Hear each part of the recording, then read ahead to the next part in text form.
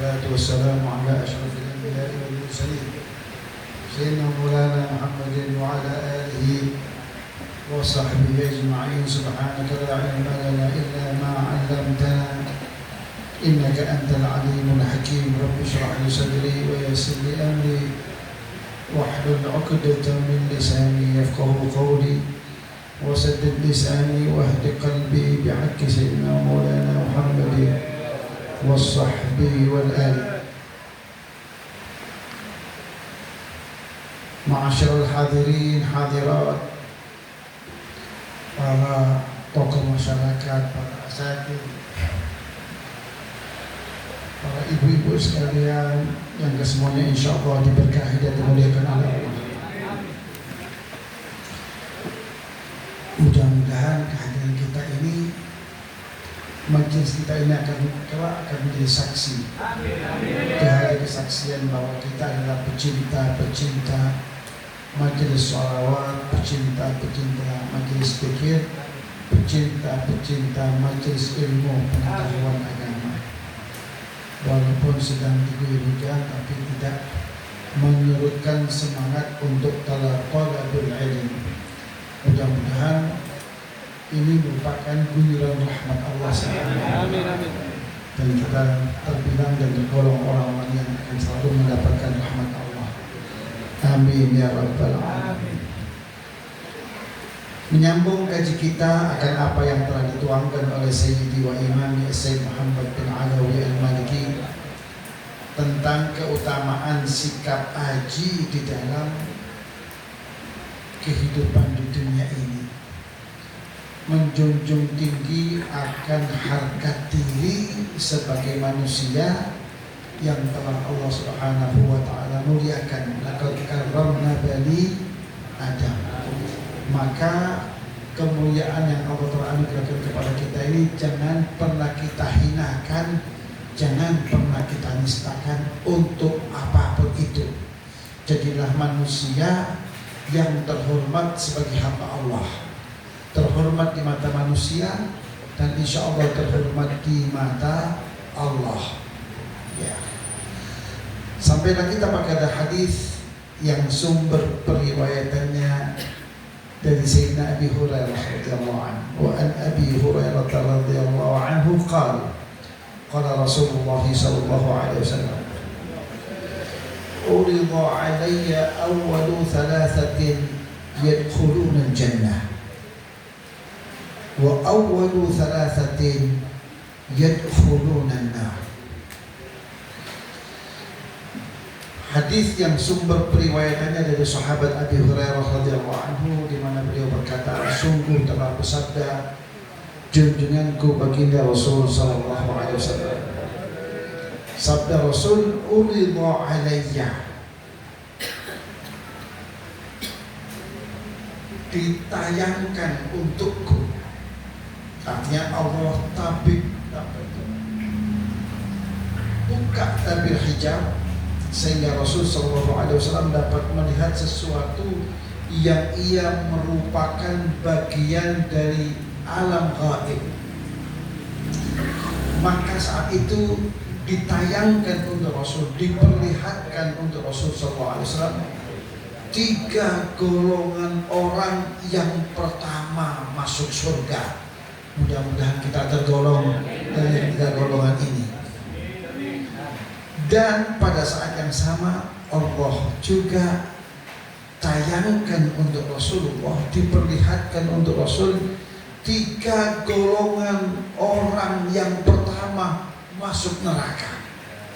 Mudah-mudahan Allah selamatkan kita semuanya dan orang-orang yang kita cintai dari ancaman neraka Allah. Amin Allahumma amin. Fa amma awwalu thalathatin yadkhuluna al-jannah, adapun 3 golongan orang yang pertama masuk surga. Yang pertama kata Rasul, fasyahid, orang yang mati dengan status sebagai syahid.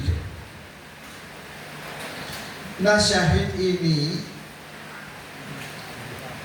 ternyata dalam perspektif agama Islam, dalam syariat Islam, dalam agama kita itu tidak terbatas pada orang yang gugur di medan perang dalam rangka membela agama Allah. Tapi syahid di dalam pemahaman syariat kita, agama Islam itu salah satunya adalah waman kharaja li talibil ilmi fahuwa fi sabilillahi hatta yarji'a. Siapapun orangnya yang keluar dari rumahnya nawaitunya untuk ngaji, nawaitunya untuk menuntut ilmu, maka status orang itu sedang berjuang di jalan Allah. Sampai kapan? Sampai dia kembali ke rumahnya. Maka status orang yang sedang ngaji kemudian dijemput oleh Allah, ini satu kemuliaan yang luar biasa. Syahid, tapi dia tidak tergolong syahidul dunia, tapi dia tergolong syahidul akhirah. Karena ternyata banyak di antara umat ini yang menjadi syuhadaul akhirah. Kalau Allah bangkitkan umat ini, ternyata komunitas syahid itu bukan hanya veteran-veteran atau mereka-mereka yang gugur di medan perang. Bapak itu kan nggak tahu perang, kok masuk kelompok syuhada? Ternyata dia seorang pekerja yang memeras keringat, memeras tenaganya, bekerja mencari rezeki yang halal untuk menghidupi keluarganya. Kata Rasul, kasbul halali jihad. Orang yang mencari rezeki dengan cara-cara yang halal itu adalah jihad. Maka seorang pekerja, apapun profesinya, seorang pekerja yang kemudian mati wafat saat ia bekerja, sebenarnya bekerja itu mencari sesuatu yang halal, maka orang itu matinya mati syahid. Demikian pula seorang penuntut ilmu, di tengah menuntut ilmu dia dijemput oleh kematian, maka matinya juga syahid. Ternyata kata Rasul, 3 golongan orang yang pertama masuk surga adalah asyahid, orang yang matinya mati syahid, baik matinya itu syahidul dunia maupun syahidul akhirah.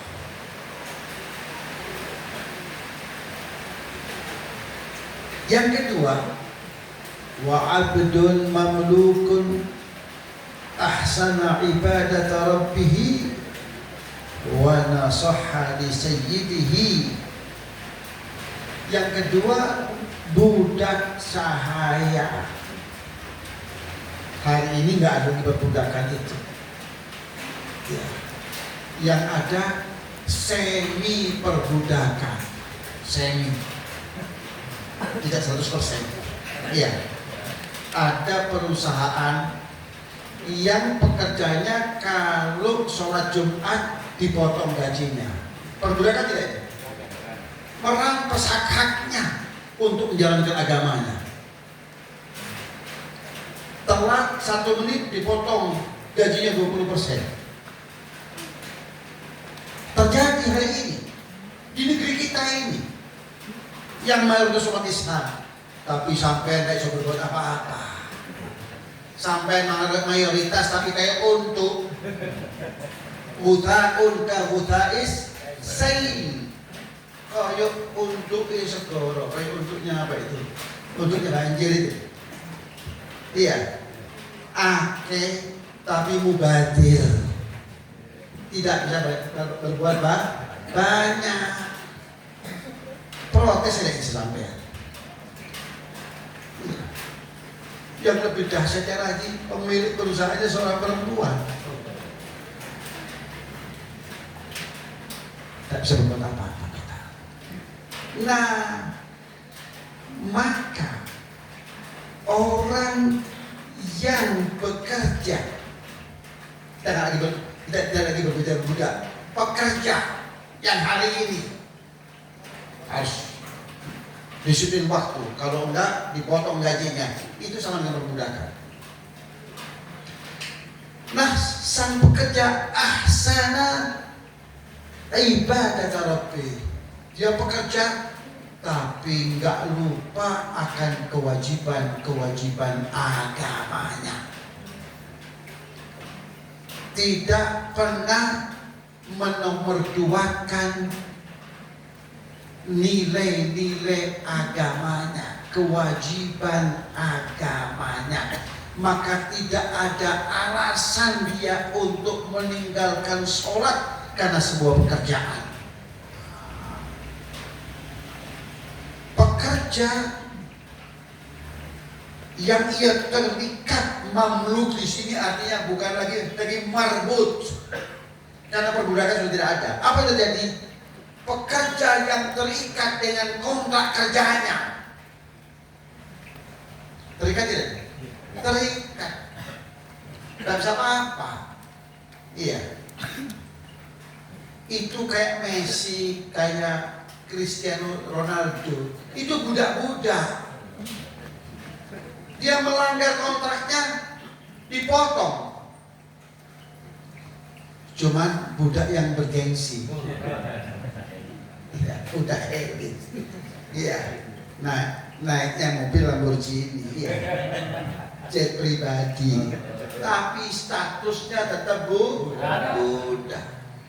Dia harus memenuhi kontraknya yang sesuai dengan bunyi kontrak itu. Melanggar jadi potong. Melanggar jadi pecah. Budak tidak itu? Budak. Orang itu, kita nggak usah pakai istilah budak, sudah terlalu ekstrim. Buruh.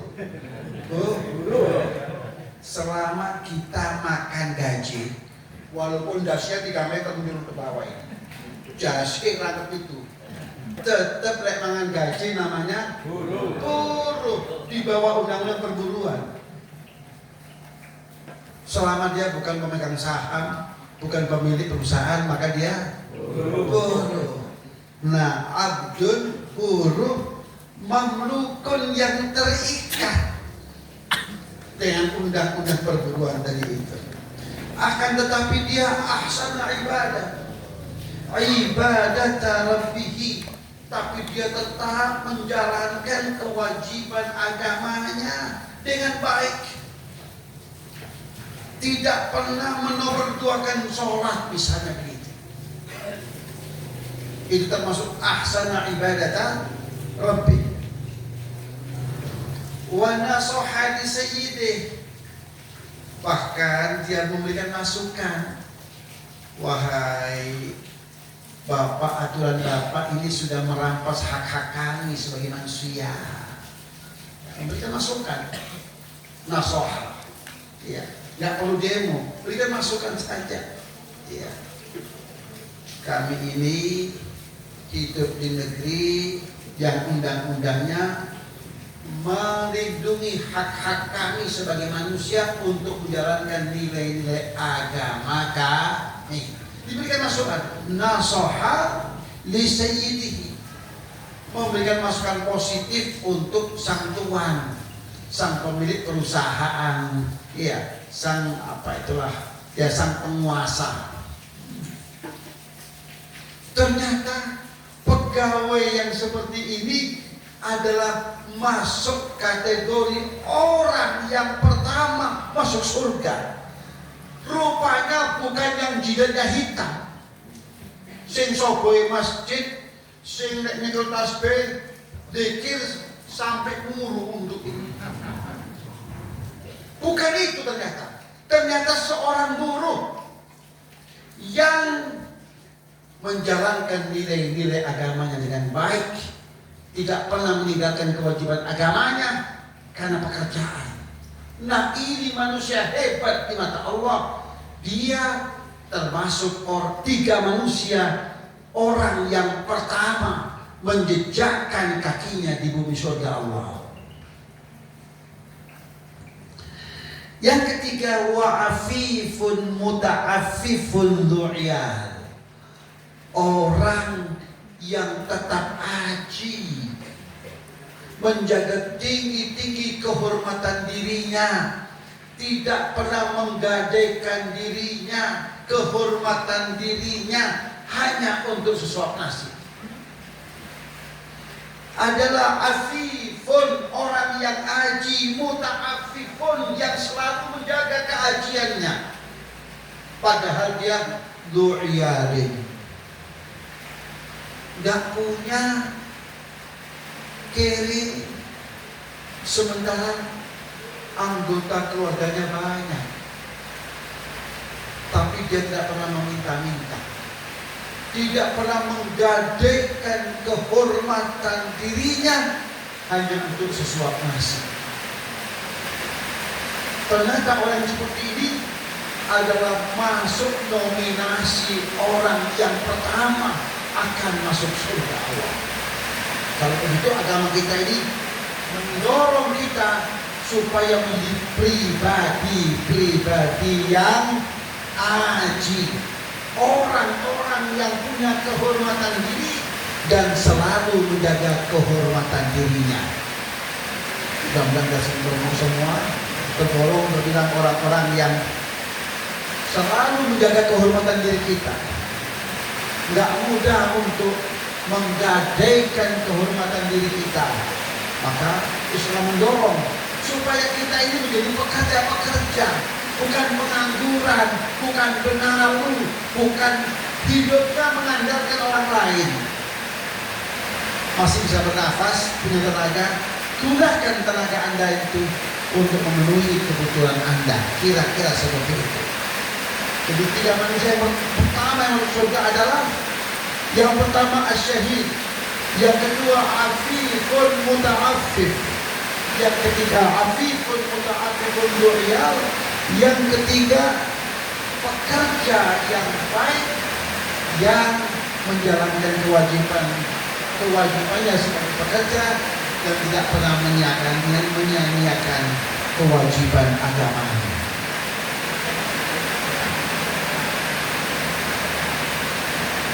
Qauluhu nasaha li sayyidi ay adda huquqallahi wa huquqa sayyidih. Artinya pekerja yang telah memenuhi hak-hak Allah sebagai seorang muslim, sebagai seorang muslimah, tidak pernah menyia-nyiakan sholatnya, dan juga telah memberikan hak-hak perusahaan atau hak-hak pekerjaannya.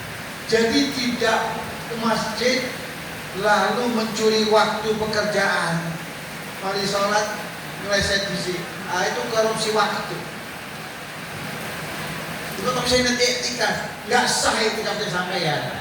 Kalau pada saat yang sama sampai mengkorupsi waktu, ya, itu koruptor mengatasnamakan agama itu.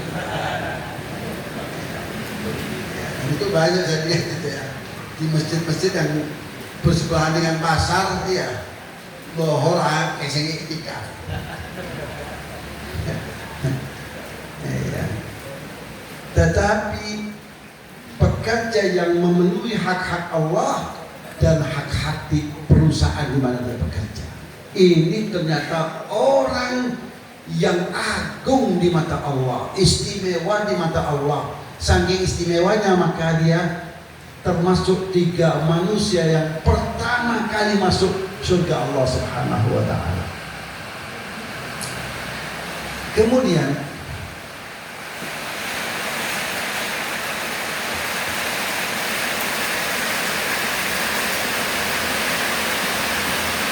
du'iyalin artinya punya keluarga yang banyak, punya anak-anak yang banyak yang harus dia hidupi, tapi meski demikian ia tidak pernah memelas-melas kepada orang lain untuk membantunya dan membantu keluarganya.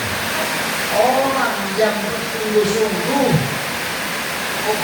berjuang untuk keluarga, untuk istri dan anak-anaknya, dan tetap menjaga kehormatan dirinya sebagai manusia, adalah manusia istimewa yang akan diistimewakan oleh Allah Subhanahu wa Ta'ala.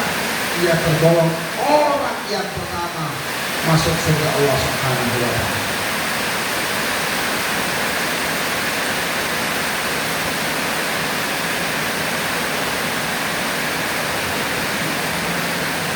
وجاء في الأدعية المأثورة اللهم إني أسألك العفة والغنى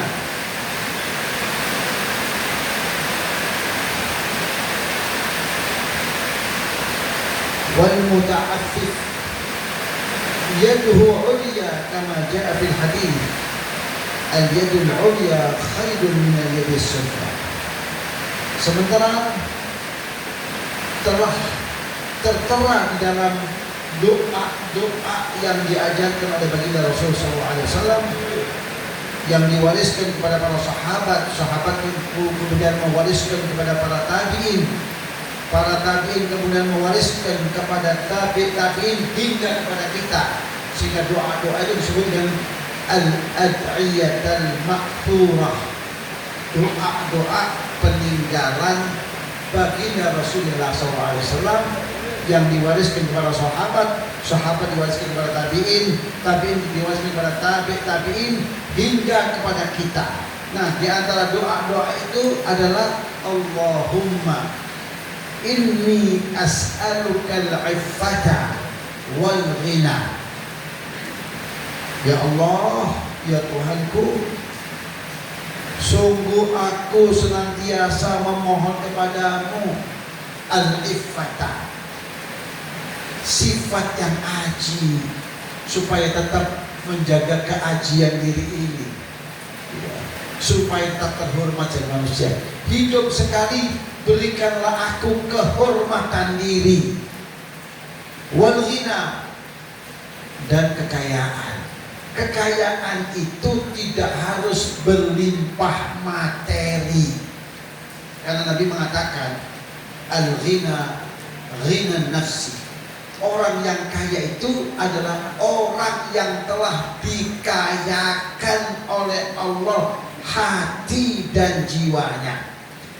Ada hari ini orang punya mungkin deposito di bank misalnya sekian juta, ratus juta, tapi dia merasa miskin dan takut-takutan, takut mentidak mangan, padahal celengannya ratusan juta. Tapi ada orang juga yang rezekinya pas-pasan, ditanyakan alhamdulillah, ya apa tuh enak, alhamdulillah, mangannya enak, alhamdulillah. Sementara si ratusan juta ngeri-ngeri. Ya apa? Hidup ini makin hari makin berat. Ada nggak yang seperti itu? Kalau begitu, benar apa yang dikatakan Nabi. Tolak ukur barometer kekayaan itu adalah manakala Allah kayakan hati dan jiwa seorang, walaupun isi kantongnya pas-pasan. Ya aku sudah alhamdulillah, turu enak, mangan alhamdulillah. Tuh kayak apa? Seger waras kabeh. Itu berawal dari apa itu? Hati yang kaya, jiwa yang kaya. Sementara ada orang yang alhamdulillah punya toko di pinggir jalan, iya, tokonya cukup ramai. Ya apa? Udah jalan ini loh, pendapatan agama menurun. Ada nggak yang seperti itu? Banyak ya. Tapi mudah-mudahan jangan warga Gendengan ya. Warga Gendengan ini mudah-mudahan hatinya kaya semua. Jadi tiap hari itu bangun pagi senyum. Iya. Untuk bangun pagi merenung.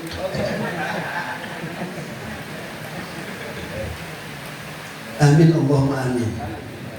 Jadi salah satu di antara doa Nabi yang diwariskan kepada umat, Allahumma inni as'aluka al-iffata. Yang kedua, wal ghina.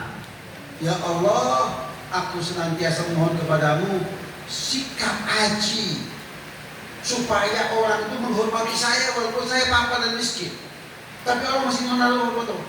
Tadi dogoku tidak pernah sekalipun mengetok pintu utang. Kenapa? Aji. Punya sikap aji. Yang kedua, aku senantiasa mohon ya Allah kekayaan. Sekali lagi, kekayaan itu tolak ukurnya, barometernya bukan limpahan materi. Karena banyak orang-orang yang materinya berkecukupan tapi jiwanya Kalau seperti itu apa nikmatnya hidup? Paham ya? Selanjutnya, wal muta'affifu yaduhu ulya. Kama ja'a fil hadithi al-yadul ulya khairun min al-yadis sufla.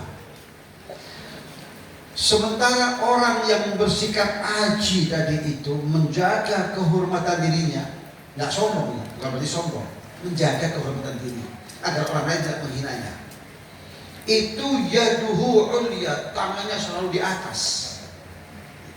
Sementara Nabi mengatakan al-yadul ulya khairun min al-yadis sufla. Tangan yang di atas jauh lebih baik daripada tangan yang di bawah. Nabi mengatakan tangan yang di atas itu tangan yang memberi, tangan yang di bawah itu tangan yang menerima. Tapi kalau yang menerimanya orang yang memang berhak menerima, maka dia bukan tergolong orang-orang yang yadus sufla. Contohnya apa? Contohnya Allah telah mengalokasikan, memberikan jatah kepada 8 jenis manusia yang berhak menerima zakat. Apakah mereka ini orang-orang yang yadus sufla? Jawabnya enggak. Yadus sufla itu orang yang sebenarnya dia sudah kenyang, cuman dia masih melirik kepada harta orang lain. Iku sarung lek sampean bosen. Iya. Wis. Pinggir begini ya. Gantian yang ini. Itu yadus sufla. Iya. Ada lagi yang orang pakai cuma pegang-pegang terakhir dan sampai bosan waris aku. Ada kayak seperti itu? Itu ya sufla. Tapi kalau orang memang dia tanpa diminta, kalau memang sudah mendapat ketentuan dia yang berhak menerima, maka dia bukan tergolong al-yadus sufla. Jadi nggak mungkin Allah menghinakan seseorang itu karena status kemiskinannya. Nggak mungkin itu. Bahkan di balik kemiskinan seseorang itu ada kebaikan yang nggak dimiliki oleh orang-orang kaya. Kebaikan itu begitu menggiurkan sampai Nabi mengatakan, Allahumma ahyini miskina. Ya Allah, hidupkan aku dalam keadaan miskin. Yang selalu mewarisi doa-doa Nabi. Doa yang satu ini kira-kira mau diwarisi. Allahumma ahyini miskina. Kalau hari ini kurang relevan. Kenapa? Umat Islam itu perlu kuat ekonominya, supaya kita ini nggak diombang-ambingkan, akidah kita nggak diombang-ambingkan, syariat kita nggak diombang-ambingkan. Kenapa kita mulai diombang-ambingkan? Karena umumnya kita ini di bawah garis. Itu masalahnya. Itu masalahnya. Dan masalah ini salah satu penyebabnya karena orang-orang kaya dari kaum muslimin adalah pengkhianat hak Allah. Kenapa? Karena mereka tidak dengan jujur mengeluarkan hak titipan Allah. Saat Allah mengatakan wa fi amwalikum haqqum ma'lum lis-sa'ili wal mahrum, pertanyaannya, apa seorang muslim yang memiliki aset kira-kira gak 1 triliun, 1 triliun, maka 2,5% dari 1 triliun itu dihibahkan, disalurkan kepada orang genengan, maka orang genengan menjelma menjadi para jutawan. Kakek, setiap warga dibikin modal 10 juta. Kira-kira sama aku enggak? Jalan semuanya. Iya. Termasuk yang bisa ini Haji Agung. 10 juta kakek, macam-macam, begini, ini begini. Semua jadi pedagang. Dan tahun berikutnya menjadi muzaki, orang yang mengeluarkan zakat. Hari ini menerima zakat, tapi zakatnya produktif. 250 miliar ditokno, dibagi-bagi. Kakek 10 jutaan. Melakukan apa? Sing bidang minyak wangi, kalau minyak wangi ujuk aku juga minyak wangi repot. Iya. Sing pertanian, yang di perdagangan, jalan. Satu manusia saja. Ada nggak orang kaya di Indonesia yang agamanya Islam, yang asetnya 1 triliun?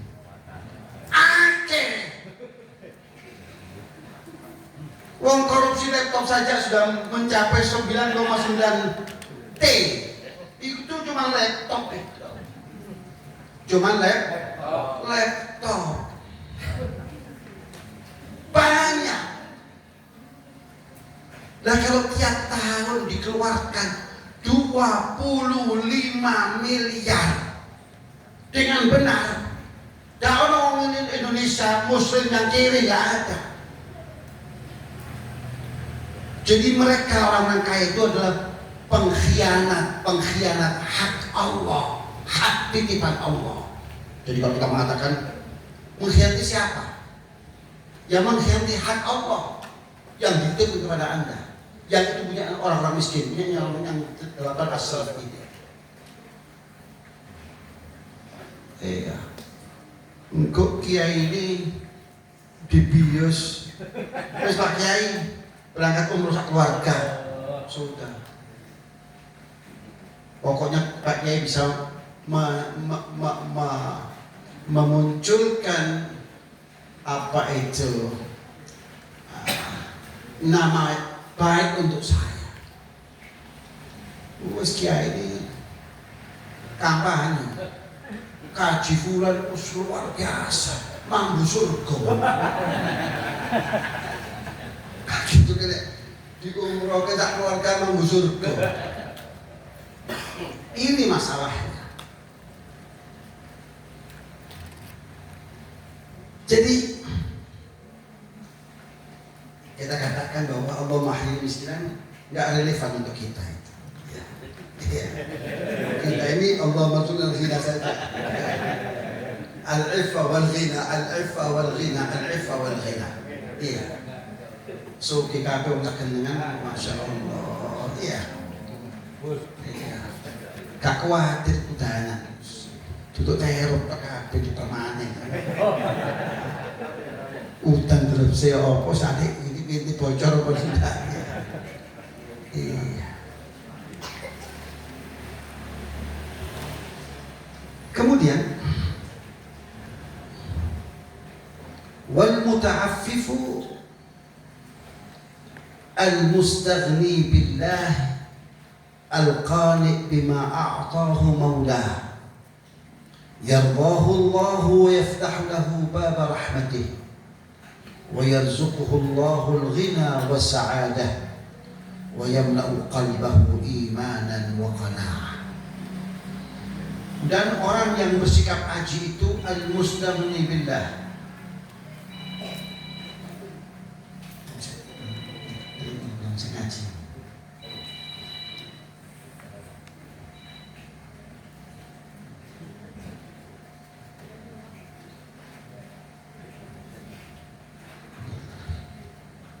Wal muta'affifu al-mustaghni billah al-qani' bima a'tahu maulah.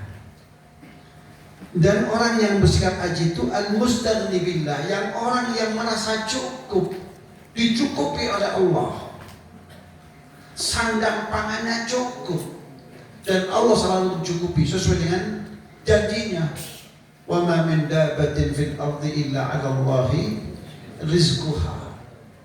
Sebenarnya kita ini kalau hanya untuk kebutuhan mulut dan perut itu ada cukup. Hanya saja kita ini manusia, kalau sudah bersentuhan dengan masalah keduniaan, itu seperti orang yang minum air laut. Itu masalahnya. Terus mata kita bergerak, terus noleh ke orang yang statusnya lebih tinggi daripada kita, sehingga kita tidak pernah merasa puas dengan apa yang kita peroleh. Itu masalahnya. Karena kita yakin seyakin-yakinnya Allah tidak pernah ingkar janji. Kata Allah, siapapun yang ada di muka bumi Allah ini sudah menjadi tanggung jawab Allah akan rezekinya. Itu pernyataan Allah. Akankah Allah ingkar janji? Jawabannya pasti di wallahu la yukhliful mi'ad. Cuman masalahnya kalau sudah berkaitan dengan rezeki, manusia itu kemudian banyak yang kehilangan kepercayaan diri.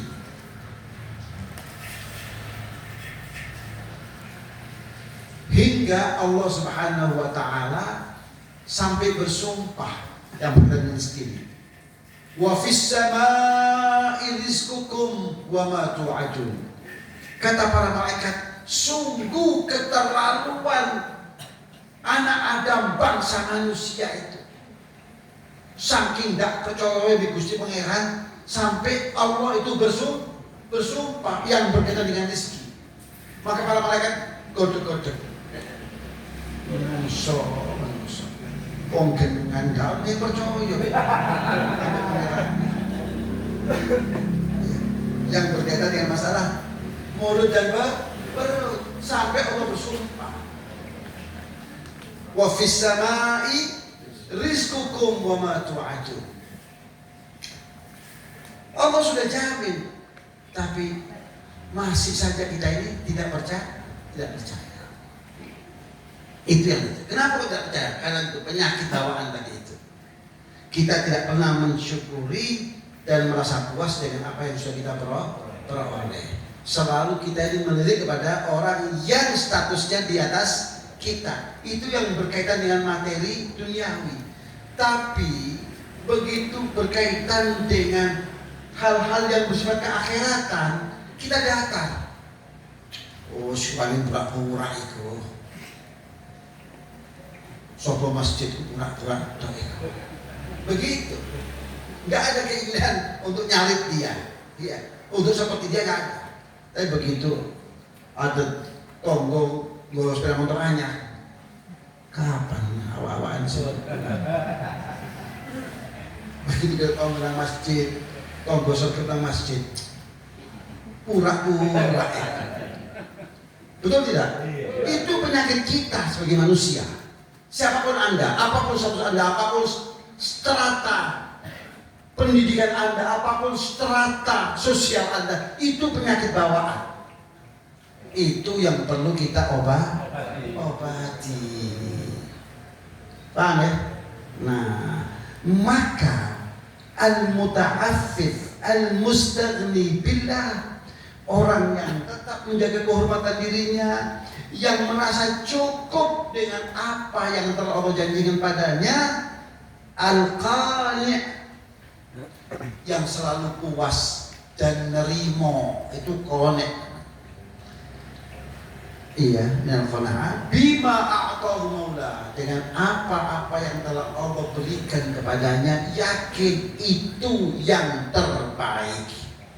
Yakin itu yang terbaik. Baik, kita ini punya contoh potret kehidupan bahwa limpahan harta bukan segala-galanya. Kita punya contoh dalam kehidupan ini. Sa'labah waktu miskin seperti kita, nang masjid sergep, ke masjidnya sergep, sholatnya di sof paling awal, di belakang Nabi persis. Itu Sa'labah. Begitu Sa'labah minta kaya, akhirnya jadi kaya. Seiring bertambahnya aset, tambah mundur.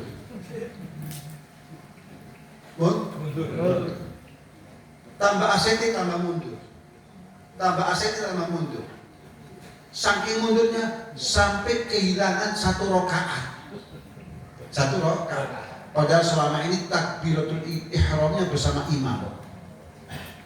Itu luar biasa nilainya. Gara-gara aset yang berupa wedus, ya, kehilangan takbiratul ihram bersama imam, bahkan dengan 1 rakaat.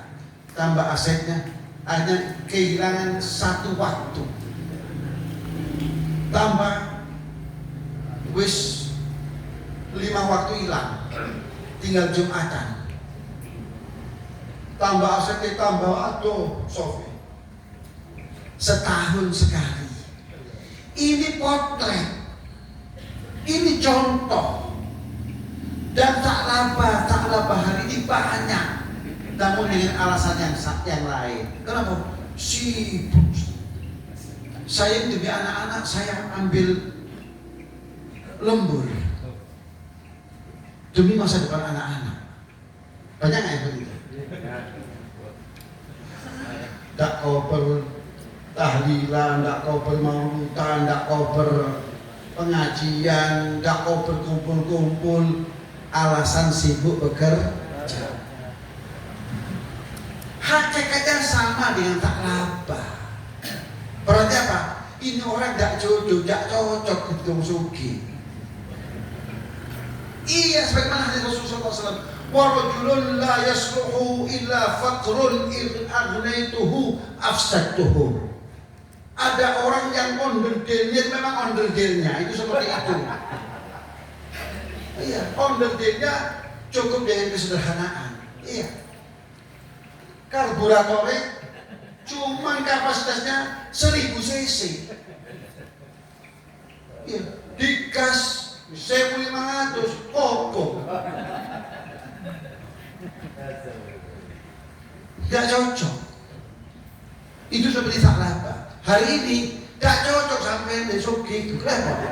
Lali sholate, lali ke masjid, malah kayak mendemi. Termasuk mendem itu tahu-tahu saja.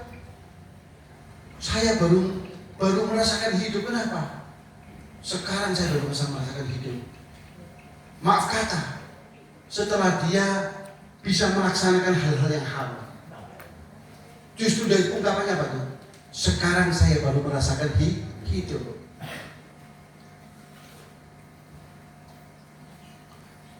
Padahal dahulu dia cukupi dengan apa itu pasangannya yang halal, yang halal.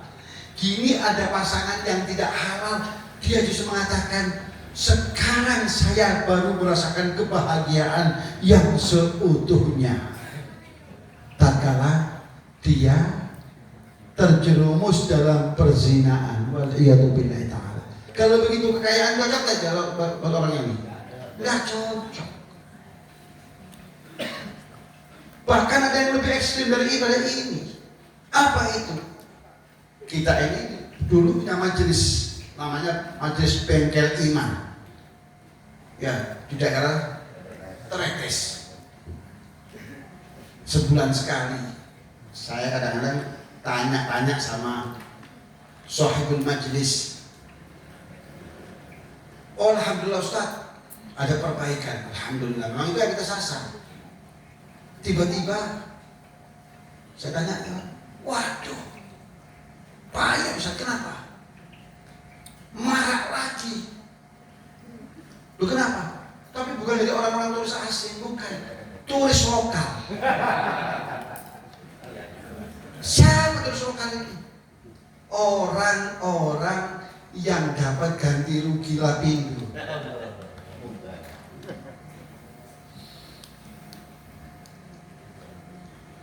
Duit yang seyogianya digunakan untuk hal-hal yang positif, karena onderdilnya tadi itu memang biasanya pakai pertalite, mungkin oleh turbo, pertama turbo mendem deh, digas terus deh. Disalurkan untuk hal-hal yang negatif seperti itu.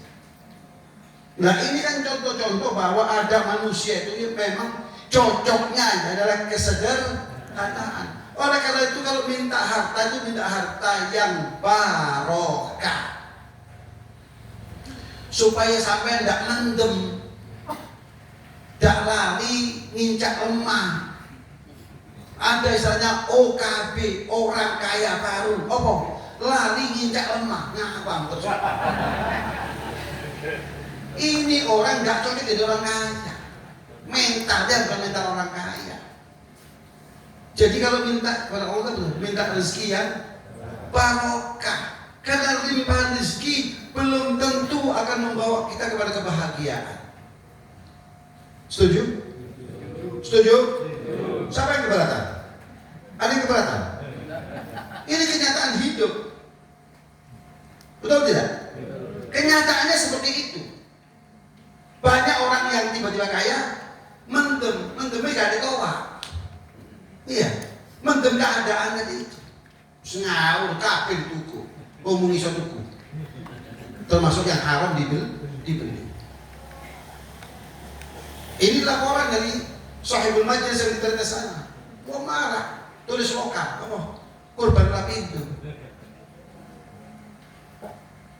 Ya walaupun tidak semua, ya.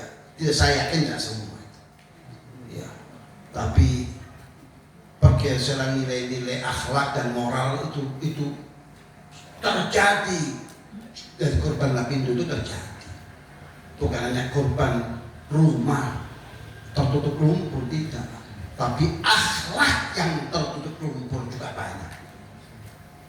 Moral yang tertutup lumpur juga banyak. Dan itu lebih mengenaskan. Kemudian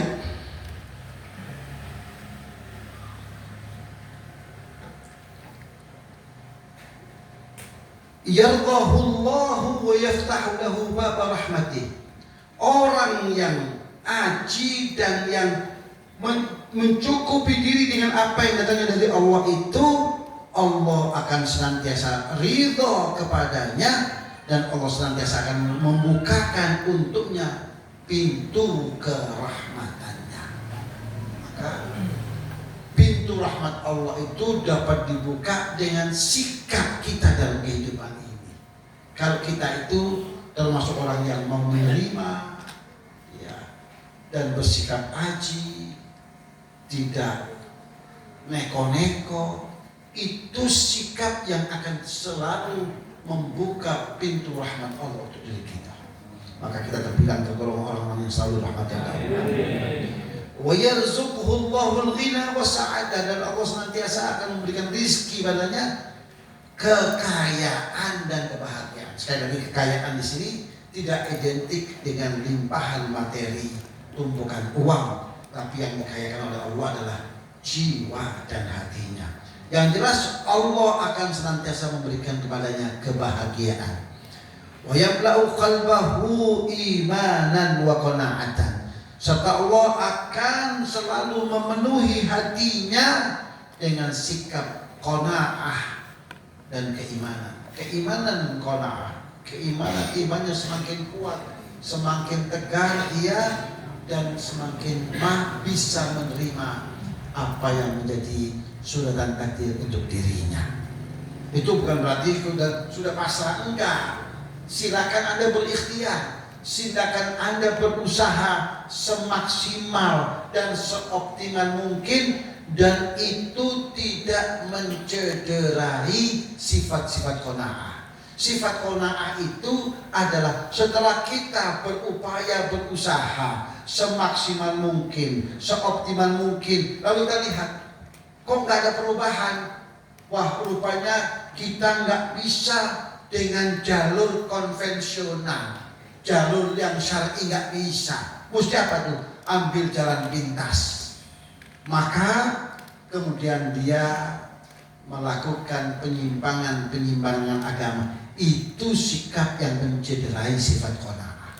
Tapi kalau orang itu berusaha, berupaya, asal gak ngoyo sehingga dia mengorbankan nilai-nilai agamanya, maka sikapnya itu tidak mencederai sifat qanaah, sifat ridho. Saya berusaha.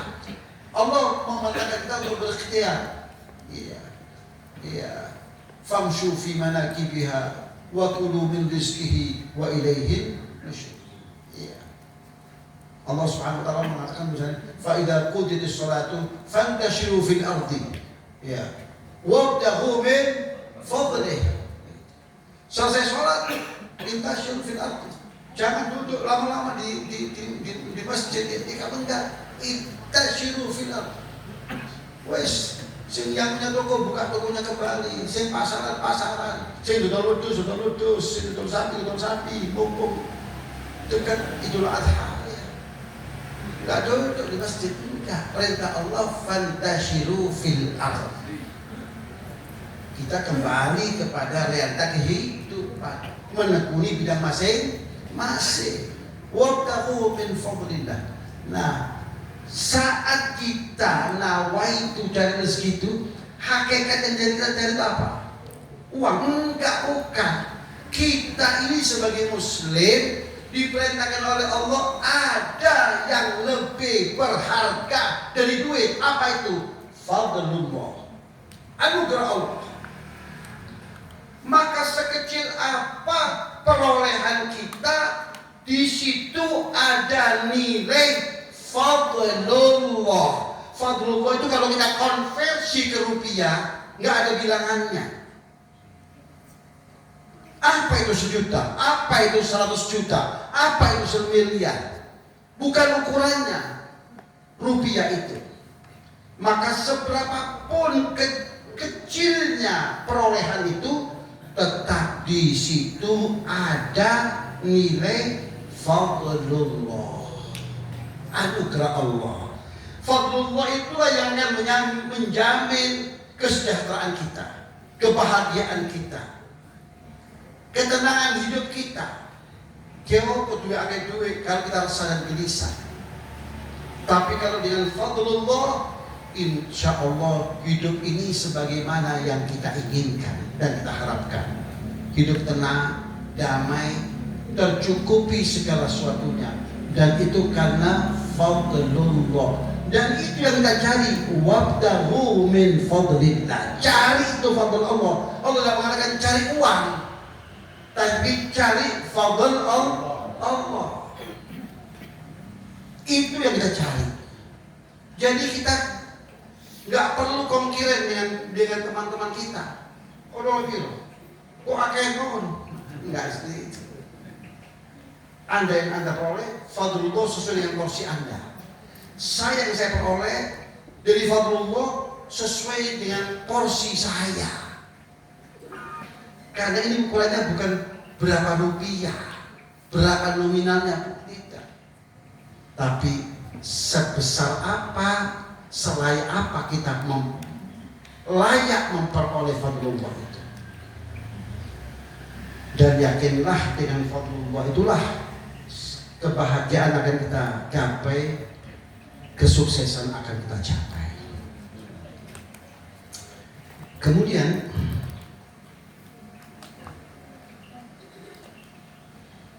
qala sallallahu alaihi wasallam, man yastaghni yughnihillah wa man yaqna yuqannihu Allah.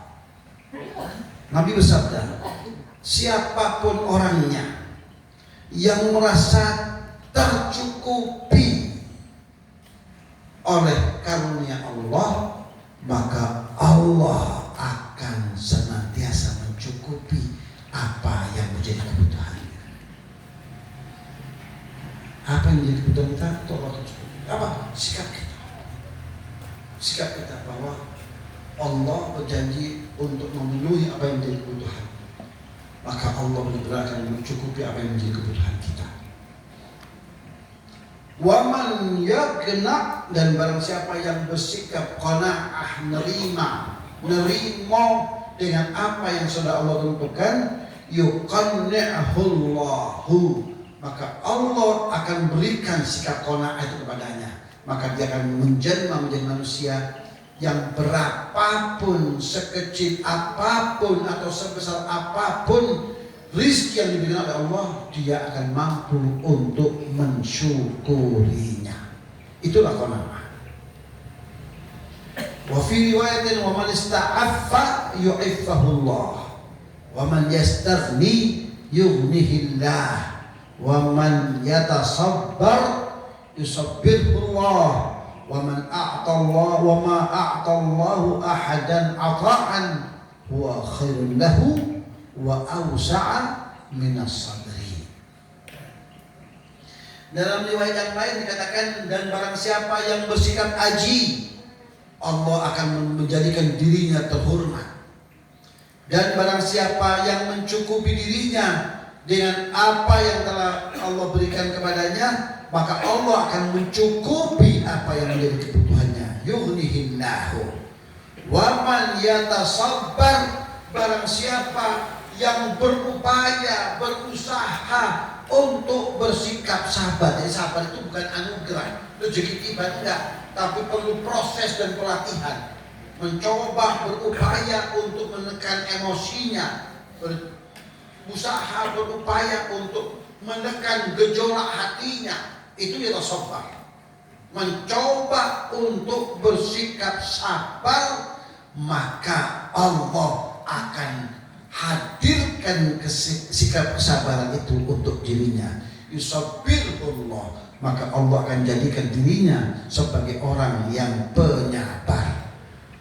Wa ma a'tallahu ahadan, dan tidaklah Allah menganugerahi seseorang ataan dengan sebuah anugerah dan karunia, huwa khairul lahu, anugerah yang lebih baik untuknya, wa awsa'a, dan yang lebih luas minas sabri, dari sabar itu. Jadi sabar itu merupakan anugerah Allah yang tertinggi dan merupakan anugerah Allah yang paling luas, ya, melebihi tumpukan uang, melebihi tumpukan harta, ya. Sebab kalau harta itu hilang, boleh jadi manusia yang bersangkutan bisa gila, stres akhirnya gila, dan itu banyak terjadi, ya. Tapi kalau manusia diberi kesabaran, maka dengan kesabaran dia dapat melakukan apa saja di dunia ini.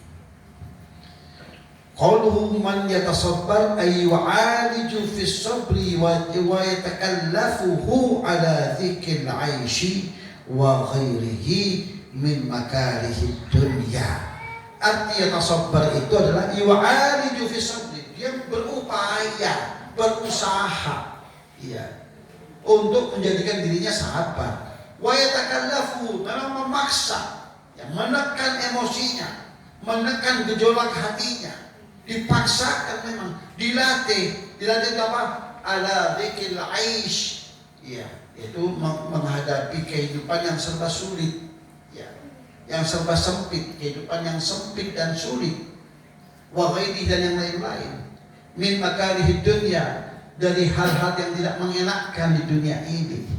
Nah, dia mencoba untuk bersabar dan bersabar. Itu artinya dia tasabar.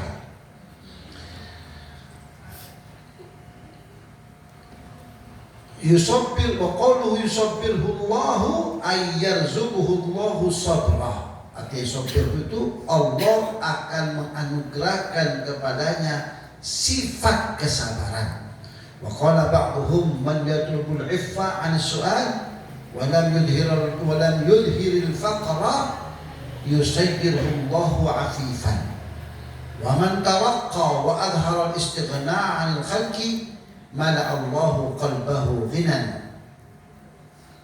Dikatakan arti yusabbirullah itu Allah artinya akan menganugerahkan, mengkaruniakan kepadanya kesabaran. Dan sebagian ulama mengatakan man yatlubul iffata, siapapun orangnya yang mencari dan bersikap iffah, aji, menjaga kehormatan dirinya untuk tidak meminta-minta kepada siapapun, anis su'ali, untuk tidak meminta-minta, walam yudhiril faqra, dan tidak menampakkan kepapaannya, kemiskinannya. Anu mah sapi di PHK, wis wong dino iki dak mangan arek-arek. Terus dia maksudku golek utangan sampai lah. Ini yudhiril faqra. Walam yudhiril faqra, dan tidak menampakkan kemiskinannya dan kefakirannya. Yusayyirhullahu afifan, maka Allah akan jadikan dia manusia aji dan terhormat. Wa man tawaqqa wa adhara al-istighna' 'anil khalqi, dan barang siapa yang untuk apa aku menghinakan diriku, untuk apa aku menggadaikan kehormatan diriku yang dalam kehidupan ini yang hanya sekali, maka dia menjaga dirinya, menjaga kehormatan dirinya, itu tawaqqa. Dan wa adharul istighna, dia menampakkan ketidakbutuhannya kepada manusia. Sekali lagi ini bukan sikap sombong, bukan. Ya. Sikap sombong itu menampakkan hal-hal yang bukan kelasnya. Ya. Tak tumbuh tapi pura-pura suki, itu sombong. Iya, itu sombong. Tidak. Al-haral istighna, dia tidak menampakkan bahwa dia butuh manusia. Saya nggak butuh manusia. Ya. Maka jika ada seorang bersikap seperti itu, mala Allahu qalbahu ghinan, Allah akan penuhi hati dan jiwanya dengan kekayaan. Sehingga al-ghina nafsi, kaya itu ya kaya hati, karena hatinya dikayakan oleh Allah Subhanahu wa taala. Wa qad basyara sallallahu alaihi wasallam al-qani'a bil jannah faqala tuba liman hudiya lil Islam wa kana 'aishuhu kafafan wa qani'a. Dan Nabi kita Muhammad sallallahu alaihi wasallam telah memberikan kabar bahagia bagi orang yang sikapnya itu nerimo dalam kehidupan ini, ya, menerima. Apa bisa Nabi SAW kabar bahagia itu?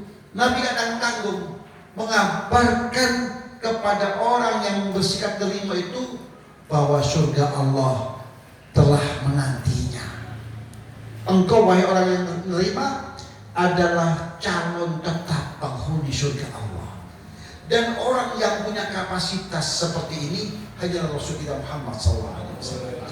Nah, Nabi semasa hidupnya itu menyampaikan berita bahagia ini, bahwa surga layak dan pantas untuk seorang yang bersifat qani', yang bersifat nerima. Maka Nabi bersabda, tuba itu kalimat superlatif, artinya thayyibun, thayyibun, thayyibun, thayyibun, thayyibun. Kalau dirapel jadi satu, maka kalimatnya menjadi tuba. Sungguh amat sangat beruntunglah, kira-kira gitu terjemahannya. Jadi sungguh amat sangat beruntung, bukan beruntung, tapi amat sangat beruntung. Itu kalimat tuba. Ya. Itu tafsiran yang pertama. Tafsiran yang kedua, tuba itu syajaratun bil jannah, sebuah pohon yang terdapat dalam surga. rantingnya itu, bayang-bayang rantingnya itu, cabangnya itu, kalau kita berjalan di bawahnya, itu perlu 100 tahun kita sampai ke ujung bayang-bayang dari pohon tuba itu. Seperti apa besarnya? Susah kita untuk menghadirkan dalam hayalan dan imajinasi kita. 100 tahun, ya apa gede ini? Di sanalah orang-orang yang diberikan kabar bahagia itu akan menikmati rindangnya pohon tuba. Itu tafsiran yang kedua. Tuba, beruntunglah, amat sangat beruntunglah siapa? Liman hudiya lil Islam, orang yang sudah mendapatkan hidayah untuk masuk agama Islam. Ini luar biasa. Saking luar biasanya sampai Nabi katakan apa tuh? Tuba. Ya, kita ini lebih beruntung dari seorang anak Nabi dan seorang anak Rasul yang tidak sebejo diri kita. Siapa itu? Kan'an bin Nuh. Kan'an itu anak kandung, titisan dari Nabi Allah Nuh, Rasul Allah yang pertama.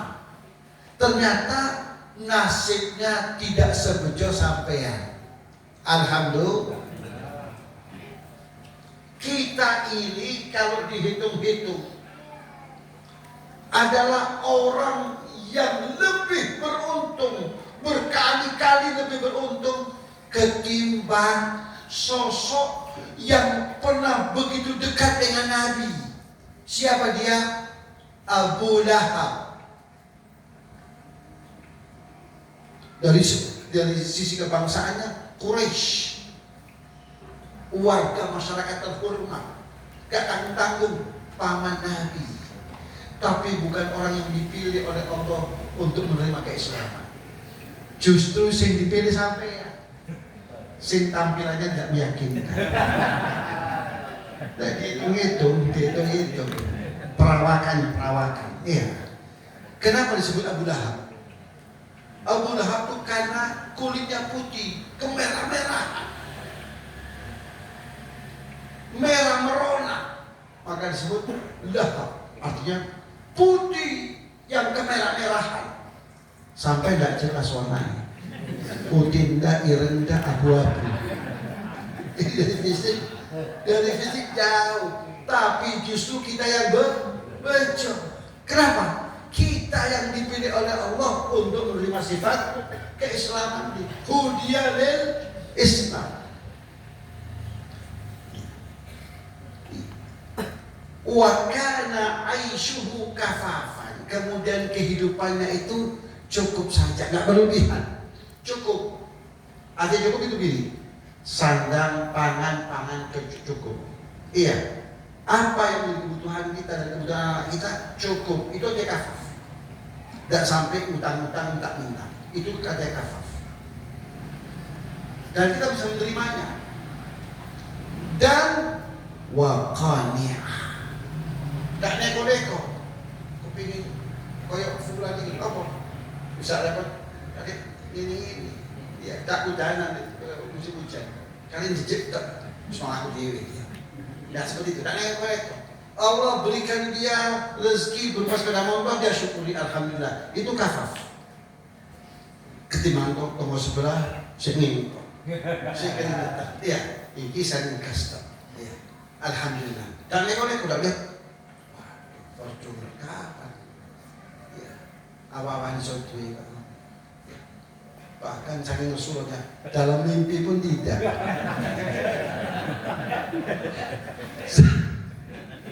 Saking ngelongsoi mimpi dua motor ya tak tahu. Ya. Tapi dia qani'ah, dia menerima. Lah ini orang seperti ini tuh tuba kata Nabi SAW. Berita bahagia untuk yang kenapa? Surga merindukannya. Hebat gak itu? Hebat. Jadi apa? Kita perlu noto hati. Jadi itu kuncinya. Noto hati. Untuk bersikap qanaah. Caranya noto hati. Iya. Lalu kita banyak belajar tentang kebahagiaan. Esensi kebahagiaan. Hakikat kebahagiaan itu apa sih? Duit ini tumbuhan, mobil yang mentereng, atau apa? Itu kita belajar supaya kita bisa menenteramkan hati kita. Ya. Jadi memang perlu belajar ilmu noto hati. Paham ya? Mudah-mudahan Allah Subhanahu Wa Taala anugerahkan, karuniakan kepada kita kecerdasan spiritual sehingga kita dapat noto hati kita masing-masing, supaya kita bisa bersifat qanaah. Amin Allahumma amin. Ini kalian yang bisa sampaikan pada kesempatan ini. Mudah-mudahan ilmu yang kita pelajari pada malam hari ini jadikan oleh Allah ilmu yang barakah dan bermanfaat. Seiring dengan tambahnya ilmu akan bertambah pula nilai keislaman, keimanan dan ketakwaan kepada Allah Subhanahu Wa Taala. Amin ya rabbal alamin. Dan nggak lupa nanti pada 8 dan 9 Dzulhijjah kita laksanakan puasa sunnah, Tarwiyah dan Arafah, Rabu dan Kamis. Loh, tapi Arafahnya itu hari Jumat. Orang yang haji lek iku Mekah dipindah dek genengan tetap dino Kemis. Paham?